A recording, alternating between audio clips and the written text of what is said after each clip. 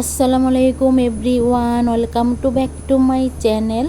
দূরে কাছে যে যেখান থেকে আমার ভিডিওটা দেখছেন, আশা করি আল্লাহর রহমতে সবাই ভালো আছেন।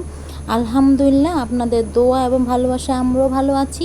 প্রতিদিনের মতো আমি আরও একটি ছোট্ট ভিডিও নিয়ে হাজির হলাম। আশা করি আমার আজকের ভিডিওটাও আমার আফুদের এবং ভাইয়াদের কাছে ভালো লাগবে। যদি আমার ভিডিওটা ভালো লাগে প্লিজ লাইক দিয়ে ভিডিওটা দেখে নেবেন, সাথে ভিডিওটা শেয়ার করে দেবেন। আর যদি একবারে বেশি আমার ভিডিওটা ভালো লেগে যায় তাহলে আমার চ্যানেলটা সাবস্ক্রাইব করে দিয়ে আমার পাশে থাকতে পারেন। প্রথমে বারান্দা দিয়ে শুরু করেছি ভিডিও। সকালবেলায় ভিডিও শুরু করেছিলাম, সকালে তখন 6টা বাজে।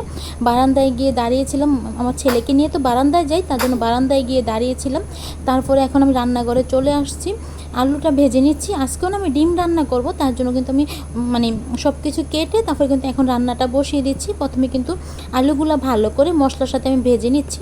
একটু ভেজে নিলে দেখা যাচ্ছে রান্না করতে সুবিধা হয়। আর দেখুন বেসিংয়ে না অনেকগুলো প্লেট বাসন জমে গিয়েছে, এগুলো এখনও ধোয়া হয়নি, ধুয়ে নেব। রান্না করার সময় ধোয়া যাচ্ছে না, যেহেতু কারেন্টে চলে রান্না করছি, তাহলে দেখা যাচ্ছে বেসিংয়ের উপর দিয়ে কিন্তু তারটা গিয়েছে, তার জন্য কিন্তু ধুতে পারছি না, তার জন্য বললাম। আর দেখুন আলুটা কিন্তু ভালো করে ভেজে নিয়েছি। এই পর্যায়ে কিন্তু আমি গুঁড়া মশলাগুলো দিয়ে দিলাম। প্রথমে মরিচের গুঁড়ো দিয়েছি, তারপরে কিন্তু ধনিয়ার গুঁড়ি, জিরার গুঁড়ি দিয়েছি, হলুদ কিন্তু আগেই দিয়েছিলাম। আর অফ ক্যামেরায় কিন্তু রান্নাটা করে নিয়েছি। রান্নাটা পুরোটা ভিডিও করতে পারিনি, ক্যামেরা করতে মনে ছিল না, ছেলের কাছে চলে গিয়েছিলাম, তার জন্য আর কিন্তু ক্যামেরাটা করিনি। এখন আবার আমি ডাল রান্না করে নিচ্ছি, সাথে কিন্তু ডাল বিরন করে নেব, আর সাথে কাঁঠালের বিচি ভর্তা করে নেব। তার জন্য কিন্তু আমি ডালটা বিরন করে নিচ্ছি। ভর্তার সাথে কিন্তু ডালটা হলে খেতে ভালো লাগে, তার জন্য কিন্তু ডাল বিরন করে নিচ্ছি।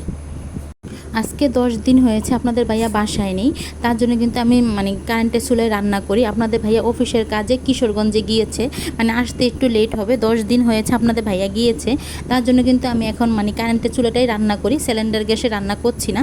দেখা যাচ্ছে সিলিন্ডারের বোতলটা যদি শেষ হয়ে যায়, বোতল শেষ হয়ে গেলে পরে কিন্তু গ্যাস ভরে আনতে পারবো না। আবার দেখা যাচ্ছে কে বোতলটা উপরে এনে দেবে 4তলায়, আমার আম্মুও কিন্তু বোতলটা নিয়ে নামতে পারবে না বা উঠাতে পারবে না, আর আমিও কিন্তু পারবো না। তার জন্য কিন্তু এখন চেষ্টা করছি কারেন্টের চুলা রান্না করার জন্য।